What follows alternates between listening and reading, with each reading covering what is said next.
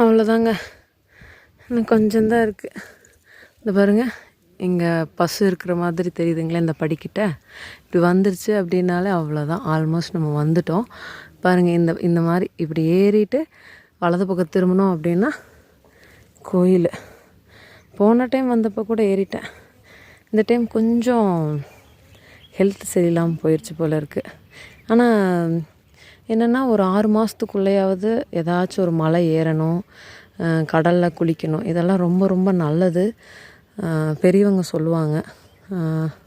கண்டிப்பாக ஏறணும். அப்போ தான் வந்து மலை ஏறும்போது நம்மளோட ஹெல்த் கண்டிஷன் என்ன அது நம்மளுக்கு தெரியும். இன்னொன்று வந்து இந்த மாதிரி இயற்கை காட்சிகளை, அதுவும் இயற்கையான காற்று, சுத்தமான காற்று கிடைக்கிறது ரொம்ப சிரமம். இந்த மாதிரி ஏறும்போது அது நம்மளுக்கு கிடைக்கும்.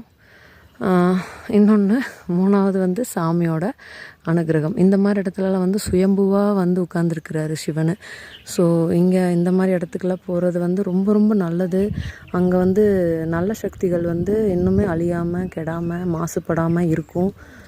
அதனால் இந்த மாதிரி மலை கோயில் சுயம்புவாக இருக்கிற இடத்துக்கு போகிறது வந்து ரொம்ப நல்லது. வேண்டுதல்கள் வந்து கூடிய சீக்கிரமே நிறைவேறும், அதுதான் உண்மை. எல்லா கோயில்கள் போனாலே நிறைவேறுங்க, அந்த அர்த்தத்தில் நான் சொல்லலை.